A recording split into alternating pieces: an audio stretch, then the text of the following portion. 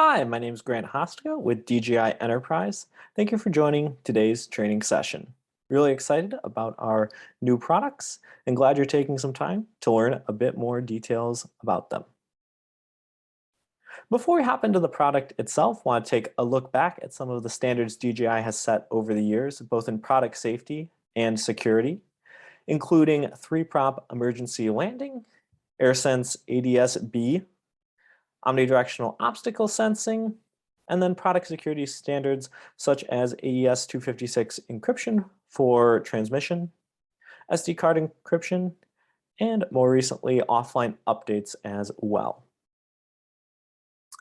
We're really excited about some of the new standards we will set with our latest aircraft, the M30 series.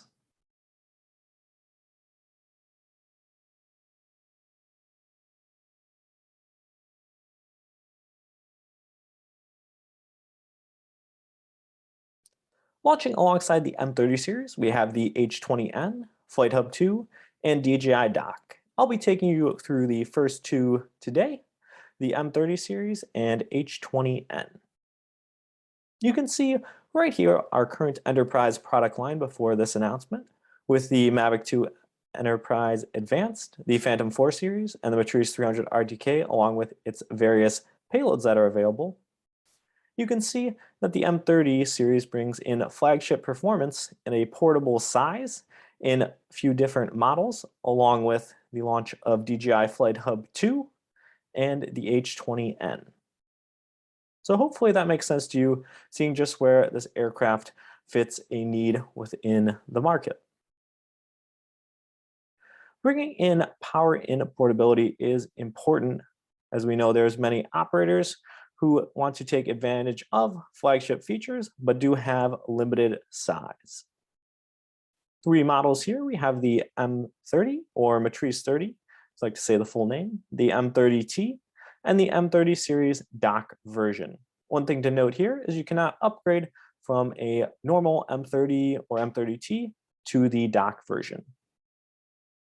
First off today, we'll cover the flagship performance of the aircraft itself. 41-minute max flight time. Something to note here too is with something like the M300 series, when looking at that flight time, you don't have to deduct for adding the payload itself. Here, the payload itself built into the aircraft when calculating that 41-minute max flight time. 33-mile-an-hour wind resistance, 51-mile-an-hour max speed, and 23,000-foot service ceiling. The aircraft does have high altitude props that can be used if getting up to those higher altitude levels. The aircraft payload here comes with a laser rangefinder, 1,200 meter or about 3/4 mile detection range. Can calculate accuracy by plugging in the distance to a vertical surface in the formula there in the top left. On the top right, looking at the wide camera, 1/2-inch sensor, 12 megapixels with equivalent focal length of 24 millimeters, can shoot 4K 30 frames per second video. On the bottom left, the zoom camera is a 1/2-inch as well, 48 megapixel, 5 to 16 time optical zoom. We'll get into that in just a second here in more depth, along with the 200 time digital zoom. Shoots 8K images and a 4K 30 frames per second video. The thermal camera, 640 by 512, 40 millimeter equivalent focal length, and captures radiometric JPEG images. So looking at the 4-in-1 sensor here, built into the M30T aircraft, the M30 does not have the thermal camera, that being really the only difference between the two. On the right side there, you can see the green box showing exactly what the zoom camera is looking at. And as the operator zooms in, clearly seeing those nuts and bolts at about 20 meters or 65 feet in that case. Take one more look at that just to see the zoom capability. The payload itself does have a self-heating function to remove fog from the lens as well. If you have encountered that in the past with one of your cameras, is a nice feature to have. And note that when we're going from 1 to 5 times, that is digital zoom with the wide camera. And then when you're going from 5 times to 16 times zoom in the app, that's going to be optical zoom with the zoom camera. And then from there, looking at a 200 time maximum zoom. So getting into that here, we can go from 2 times to 20 times to 200 times. About distance, about 2,200 feet there, you can see the laser rangefinder reading on the screen itself. We'll step it back to 20 times and 2 times and go forward one more time, just so you can get an idea of the zoom capability there. Able to see the stoplight and read the text on the sign. Quick change there, we'll show it to you one more time, but this is a new photo mode where you'd usually be able to switch to timed interval photo or panoramas before, which are still an option here with this aircraft and payload. You can now do a low light photo as well, calling it smart low light photo. So going back and forward one more time, you can see that imaging algorithm automatically adjusting based on the current light condition. So if you're dealing with some shadows, operating close to sunrise or sunset, and don't have ideal lighting, this is just one of the items this aircraft offers to allow you to operate it in really various conditions and lighting. The thermal camera itself also utilizes an AI-based thermal imaging enhancement algorithm where the resolution will be 1280 by 1024 when enabled. It is enabled by default. Once again, going back, you can see the difference there, and forward as is turned on. As we talked about before, flagship 640 by 512 resolution. You can process the thermal radiometric JPEGs with DJI thermal analysis tool. And then it also supports the DJI thermal SDK if you're looking to analyze these photos in third-party software that have developed using the DJI thermal SDK. Key point of the aircraft here obviously is the portability, and that comes into play with the compact design. Both arms fold in, has the ability to lock the gimbal. You can just twist it with your hand, the pitch upwards, and you hear a little click when you're able to get your hands on the aircraft itself. So good to use that if you're putting it in a backpack. The backpack pictured here on the right side is not a DJI backpack. We do not currently have a backpack offered with this drone itself. But if you're going off the aircraft dimensions there, you can see on the bottom left of the slides here, and looking at internal dimensions of a camera or drone backpack, there's a variety of options made by third parties that can keep the aircraft safe. You can see this example here, a backpack fitting multiple batteries, remote controller, and the drone itself. The drone with 2 batteries weighing in at 3.7 kilograms or 8.2 pounds. So a reasonable load as well to carry within the backpack in that smaller size. Not just is the aircraft smaller, but it is quicker to deploy.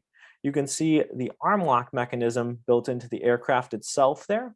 So you don't have to necessarily screw the arms in when extended. It'll automatically lock when that landing gear is deployed. I'm sorry, not landing gear, but the arms are deployed. Jumping ahead of myself a bit there, the landing gear is built into the bottom of the aircraft, allowing you, once again, to get the aircraft up in under a minute. And my tests have been about 35 seconds on some, 45, 50 and others. Once again, depends on the operating environment, but quick deployment overall is a big feature here.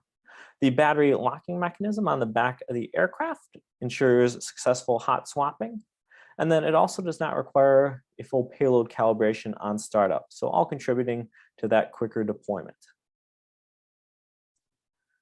Once again, we talked about the ability to operate in different lighting conditions earlier. The aircraft also enables operations in tough weather conditions, able to fly in rain here, IP55 rating for the aircraft itself, and IP54 rating for the RC Plus, which is the remote controller that goes with the aircraft. We'll get into here shortly as well. -4 to 122 degrees Fahrenheit operating range for the aircraft itself. So really able to perform in a variety of tough conditions. Upgraded OcuSync 3 Enterprise transmission for the aircraft, which improves the anti-interference algorithm and provides 1080p FPV resolution. We'll note in regards to the transmission range, as you're operating it with interference in your environment, that transmission range does lower. So we have the official specs on our website. Depending on what type of interference you're running into, the transmission range you can expect, a 9.3 mile being the maximum. For antenna design, you can see on the right side there, 2 additional antennas on the bottom right for better signal reception, with 2 transmitting antennas and 4 receiving. Also improves the media download speed by 2 times with this aircraft and transmission system. So if looking to get media to the RC itself or upload it, speeding up that process, very important.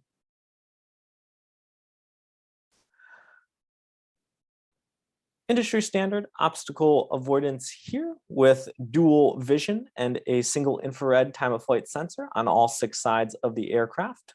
You can see with my mouse here pointing to the TOF stands for time of flight sensor there in the middle and the visual on both sides. And you can see that's on all 6 sides of the aircraft. There it is on the right side. Within the pilot distance, you can customize the braking distance of the aircraft along with the warning distance. So you'll see within the application compass, if you were coming close to an object in your warning distance, it'll turn yellow, and then the aircraft will stop and it will be red at braking distance. Anti-collision beacons built into the aircraft as well. Redundant systems, including IMUs, barometers, RTK antennas, plus GNS modules, and the compasses. Safety features include the 3-prop emergency landing, DJI AirSense, which includes ADS-B in. The drone itself is not broadcasting ADS-B. Dual battery lock, we talked about that earlier, but you have a better picture of it now. These orange tabs here can push out. It'll unlock the battery, keeping the other battery locked for successful hot swapping and safety.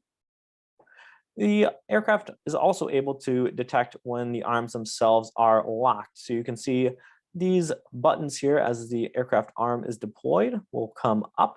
You can push them in to put the arm back into the aircraft. But nice thing here is you're not going to be able to take off unless you have the arms properly locked. And then within the pilot application itself, we have our health management system to provide you information on any maintenance or aircraft issues that should be attended to by you or our support team. Operating in low light, another feature here is an improved FPV camera for low light conditions. So you can see with the M30T on the bottom right of the screen recording here, how is very low light conditions there, but with the FPV camera can clearly make out the ground and skyline for navigation in nighttime conditions. Moving into elevated efficiency with both the DJI RC Plus and new Pilot 2 app. So before we get into things here, I think it's great to take a look at an operator in action here on some power lines close to my heart, where I got to start within the UAS industry.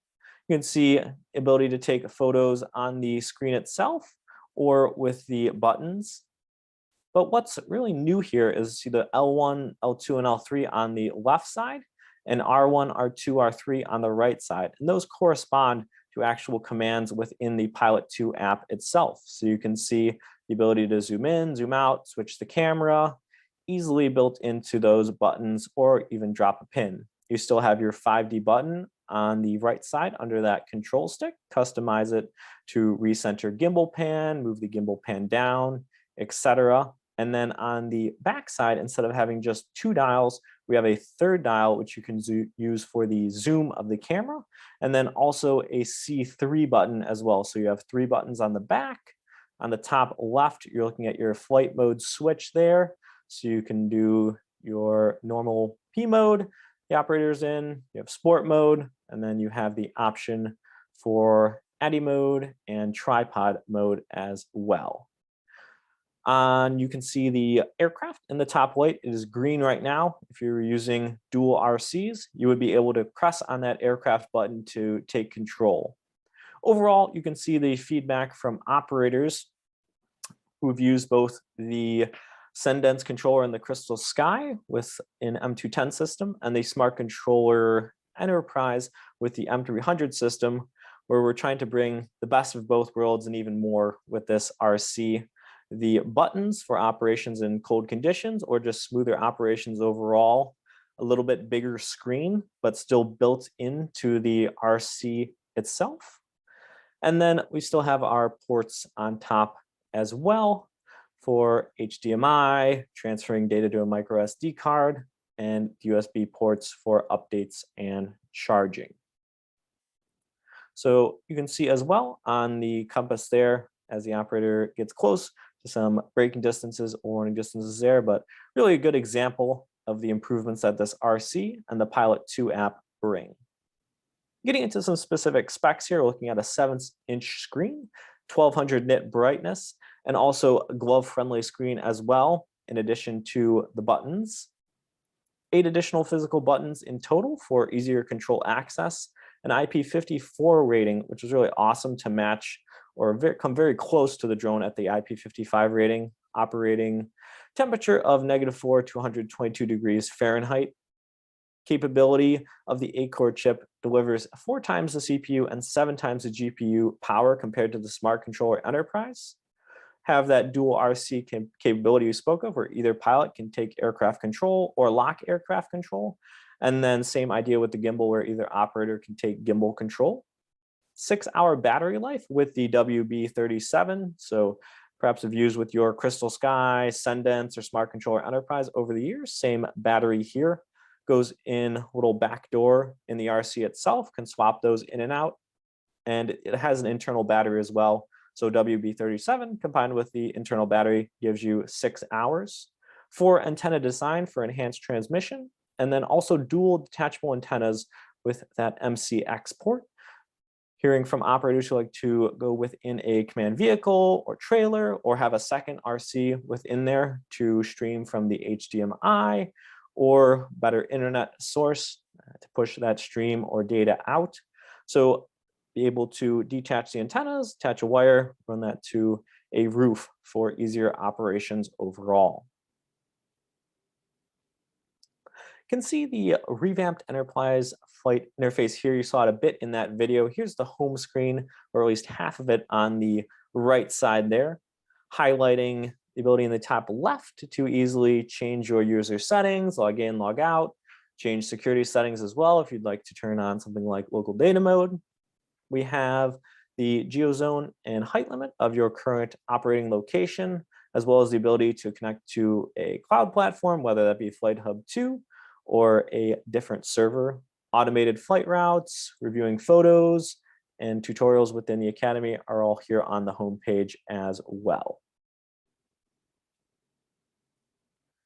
Moving into the screen here, giving you a little insight on the controls. You can see its idea here is a much cleaner interface where the zoom is built into the RC instead of having something you have to touch and try to drag on the screen itself. Also on the top here, you can tap the individual menus such as RTK or RC for additional sub-menu to pop up, but it's a cleaner interface when you're not using it.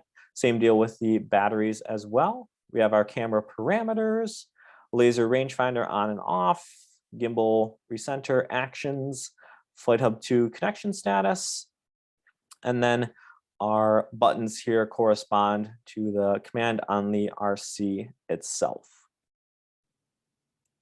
Moving into the FPV view, we have our discrete mode. This icon may be updated as well.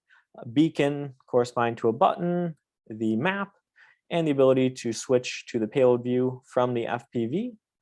We have our FPV view staying very similar, where you have it inspired by 6-pack from Manned Aviation, giving us key information such as altitude, wind speed, absolute altitude, max altitude you have programmed in, etc. On the thermal side, here's an example, one of those little control panels that can pop up. You see the ability to change the color palette, the ability to turn on isotherms and focus on a specific temperature range, switch the gain mode So if we're looking at a fire, we obviously want it to be in a higher gain mode, assuming temperatures are reaching 500 degrees Celsius in this case, or above the low gain mode. You can switch over to side by side, SBS stands for that, and also complete the flat field correction there by just tapping FFC. Another option you have here is simultaneous zoom. So if you're doing these side by side, and as you zoom in the thermal camera or zoom camera, you want them both to go at the same rate, you can simply tap the simultaneous zoom button, and that will be done. The map itself adds some new features, including the topographic map, and then the ability to add both lines and polygons for line or area measurement. So if you're able to pinpoint, for example, the area of wildfire with the laser rangefinder, can easily draw an area measurement to get an idea of what that area looks like. Or if you want to define search areas for different team members by syncing with the cloud, which we'll get into later on, everyone can be seeing the same polygon points and lines. Another option with the lines there, if you're wondering, hey, I can see something that my ground team's trying to get to, how far they are away, you can easily mark both points with a laser rangefinder, draw a line on the map, or vice versa. If you know where someone's at on the map, can simply draw the line without marking pins with the laser rangefinder. So expanded capabilities here overall with the drawing abilities in the map. Moving into the batteries and battery stations of the aircraft, looking at an upgraded 400 charge cycles here for the TB30 intelligent flight batteries, turn area lithium battery technology, 6S pack, a little over 131 watt hours and 26 volts. Still has self-heating capabilities and can self-discharge for storage. The battery station itself can charge 2 aircraft batteries, 1 RC battery, and 1 RC plus, meaning the internal battery of the RC at the same time. When charging the RC plus, that's going to be USB-C to USB-C. The aircraft batteries are charged in vertical pairs. And just to note here, the case is fairly small, so cannot transport the batteries themselves inside the case. You'd want to put those in the aircraft case, or if you had a large number, a dedicated battery case. Something to note here is the total high battery level storage, which would be the batteries at over 90%, must be less than 120 days within the 12-month warranty period. And this can be checked within the DJI Pilot app.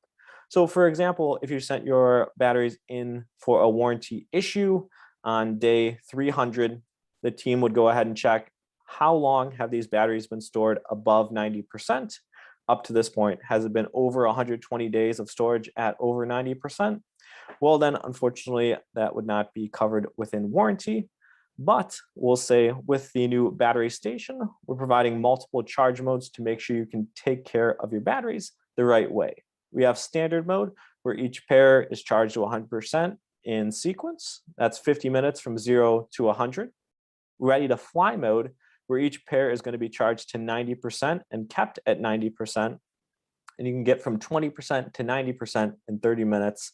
So a good option for first responders. And then storage mode, where each pair is charged and kept at 50%. So that would be useful for long-term storage. Something to note here on the first responder side, we understand obviously that trying to keep the batteries at 100% and ready to go, but if you're able to incorporate the ability to charge within your vehicle, keeping the batteries at storage mode and maybe keeping one pair at 100%, when arriving on scene, being able to charge from 20 to 90% in 30 minutes, and that's going to be even quicker if the battery is already at 50%, you're really able to keep your batteries in a more healthier state long-term while still being ready for emergencies that may pop up. So we hope these charging modes obviously are a big help for folks in trying to properly care for their batteries. And moving into software tools with the M30 series. First one being Smart Track, where the gimbal automatically detects and follows a defined object. You can see the auto recognition happening on the screen there with vehicles, people, and boats. can also tap and draw a rectangle when turning on Smart Track to track an object. So definitely see that used some on the inspection side where someone's moving the drone but wants to keep the camera focused on an individual component. The auto zoom function keeps the subject centered in the frame for optical viewing, and the subject position is displayed on the map in real time. Pinpoints here, we'll cover kind of the process here and then show a quick video, but think of the pinpoint as a GPS location with lat, long, and altitude. So you can create that pinpoint either using the laser rangefinder and using the pinpoint button, or by going to the map and dropping a pinpoint, once again using the pinpoint button on a specific location.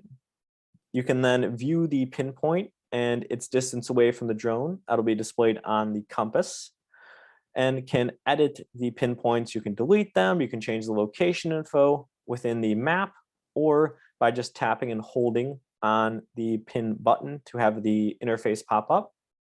And then you can also customize, for example, the 5D button left, right to toggle between different pins, because whatever pin you have selected is going to be the one that shows up on the compass. So let me show that to you here in the video. So you can see the pins right now to the left of the aircraft. That dual zoom in action here, double tap to move the camera to a location, pin drop, and now you can see how the latest pin is now the selected pin because it has that square around it. The final thing would be the look at pin function. So that's in the top left here, the pin with the little eyeball in the bottom left. So we'll play this video one more time. First, showing the simultaneous zoom, because that's enabled here on the right side. Then double tapping to move the camera. Using the pin button in the bottom left of the RC, L3 to drop the pin, and then using the look at pin to move the camera back to where the pin is dropped.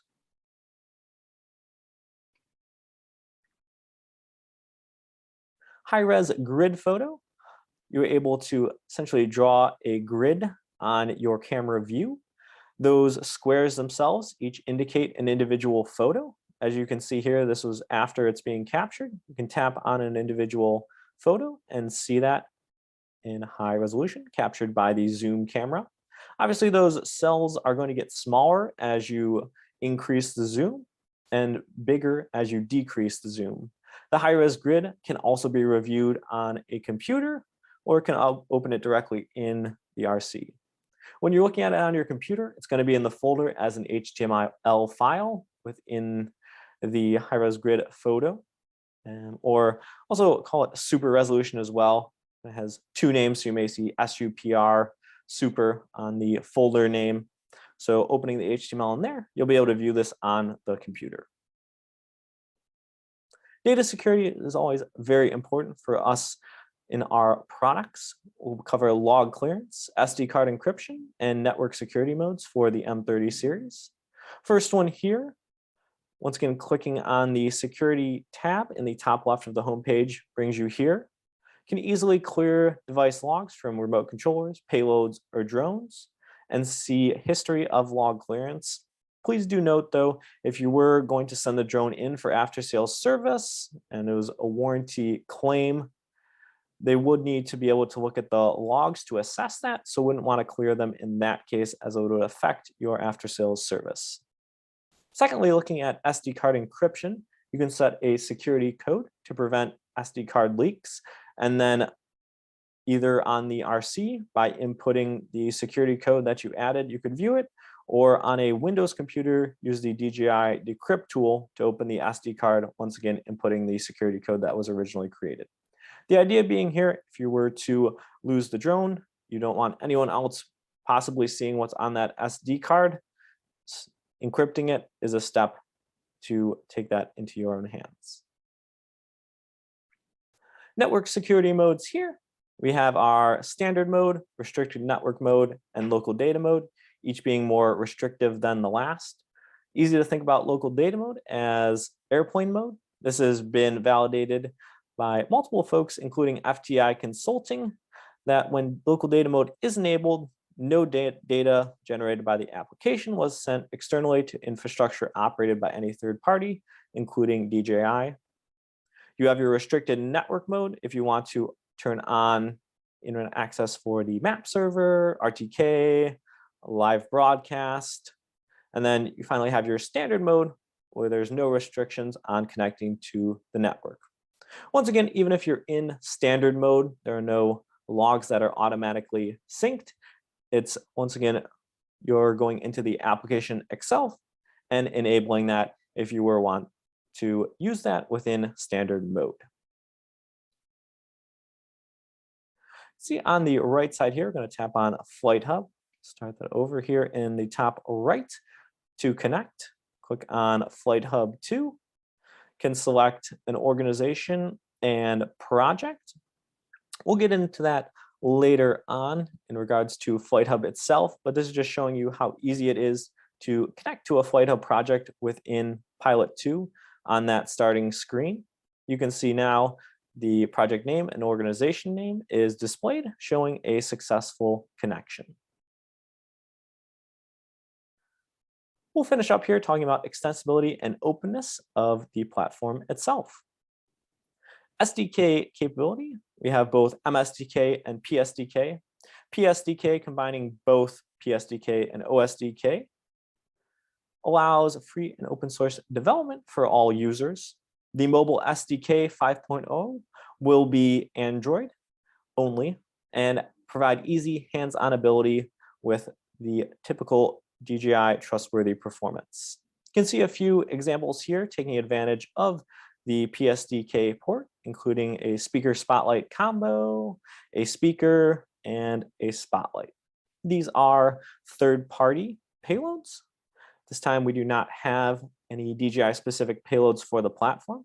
It'll connect directly to the top of the aircraft. There's 4 screw holes on the bottom or the top front of the aircraft where these payloads can connect.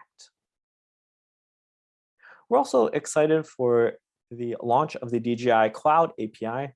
I find it easiest to look at this graphic on the right. Still have the ability to do mobile SDK integration where you have the aircraft connecting to the remote controller, running a mobile SDK app, and connecting to a customized platform. What we're introducing now is the ability to use the Cloud API. So you can fly and perform operations with DJI Pilot while pushing information to a private platform. That server connection is based on Android WebView technology integrated directly into Pilot 2. So where before we were showing a connection to Flight Hub, you could instead use the Cloud API or additionally use the Cloud API for a connection. This supports the M30 series, M300 RTK, and the DJI dock. And with that Cloud API, the real value is that there's no MSDK app development required. And moving forward, as DJI continues to build solutions, the Cloud API will continue to integrate with these enterprise aircraft. So overall, for summing up the advantages here, as you can see on the slides, complete privatization, customized support, and high compatibility moving forward with our DJI enterprise aircraft. Here's a quick summary of the M30 specs we have covered. One thing to note here is RTK capability, supports both the DRTK2 and custom network RTK. Max wind resistance, max speed, obstacle sensing, and the camera specs as well are also shown here. So that concludes things for the M30 series, and we're going to now jump into the new payload for the Matrice 300 series, the H20N, Vision Beyond Darkness. Just want to note here before we get started, the H20N is for the Matrice 300 series. We've previously covered the M30 series. So with the H20N and the M300, we have 5 different sensors built into the payload itself. A thermal wide and a thermal tele camera. The thermal wide camera with that wider focal length of 53 millimeters and is equal to a 2-time optical zoom in the app. The thermal tele camera has a focal length of 196 millimeters and is equal to 8-time optical zoom in the app when you're going from one to the other. A Starlight wide and zoom camera. The Starlight sensor has 2 to 20-time hybrid optical zoom for the zoom version and 128-time maximum zoom.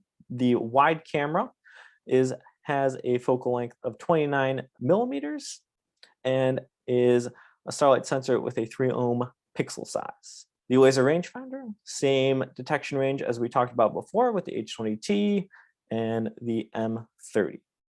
Overall, the idea here, though, is that the H20N provides significant improvements for nighttime operations. One of the questions probably in your mind, though some of you may be very experienced in the payload area, is what exactly is a starlight sensor? The idea here is that the pixels themselves are much bigger and designed specifically for nighttime operations. We've incorporated our industry-leading neural network noise reduction algorithm, brightness, motion detection, and autofocus algorithm together to really bring a good picture with these starlight sensors.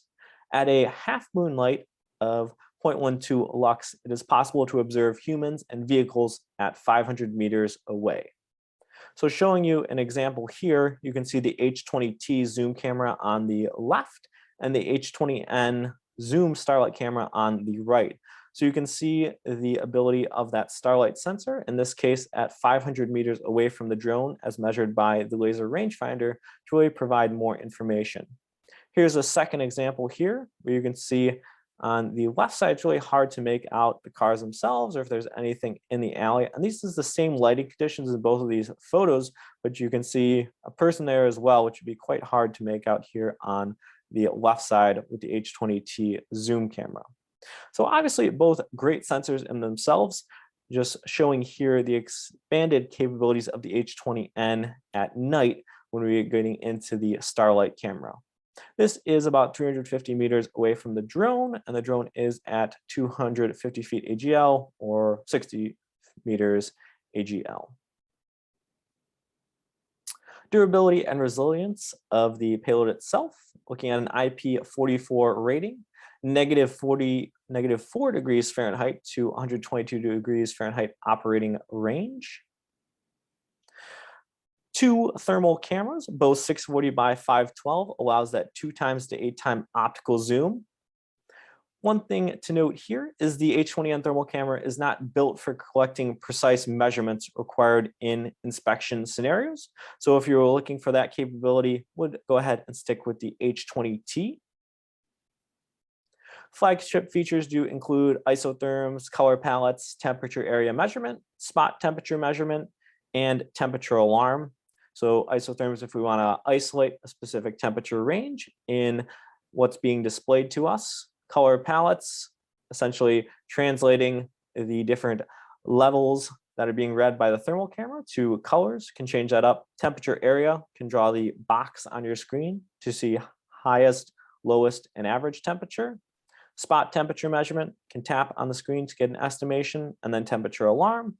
If we're flying along in a, for example, search situation, and you want anything above a certain value for the RC to play an alert sound or an alarm sound, I guess is more pertinent here, go ahead and enable that. Showing the thermal camera in action here, you can see we're at about 1,400 feet away, once again at 200 feet AGL, and going from 2 times all the way out to 32 times. If you're curious how that thermal capability compares to the H20T, here's an example the drone put up in an identical spot, and the H20N thermal camera at 16 times. Here's the H20T thermal camera at 8 times, looking at the same scenario. So once again, having an additional thermal camera with that longer focal length does increase the capabilities for zoom with that thermal at longer distances. Finally, it does cover the same split screen and simultaneous zoom capability as the M30 series that we talked about before. You're able to see both the thermal and the visual on the same screen at the same time. Overall summary of specs here. And I think the key message here is the H20N zoom is not going to be quite as good as the H20T during the daytime, but the starlight camera and the dual lens thermal camera significantly enhances the H20N's ability at night. So we've certainly covered a lot of information today.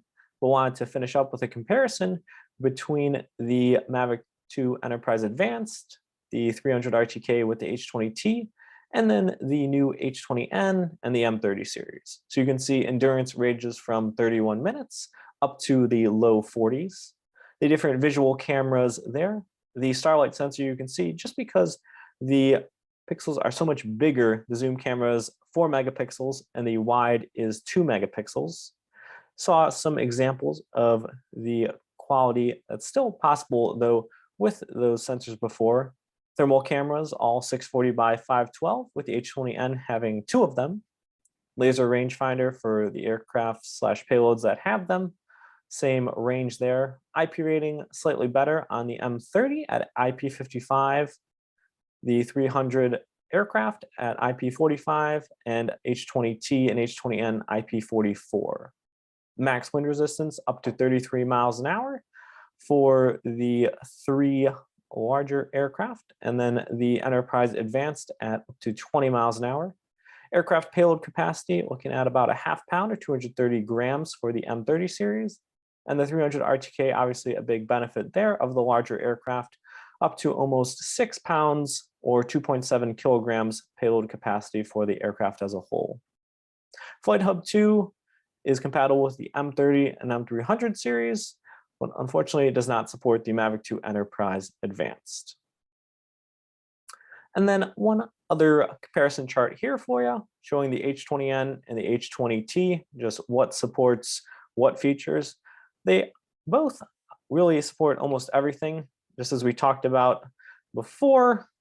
The AI spot check with the H20T with more of a tight inspection type scenario is not supported by the H20N. And then the simultaneous zoom, where as you zoom the zoom camera, the thermal camera is zooming at the same rate in that split view, is supported by the H20N and not by the H20T.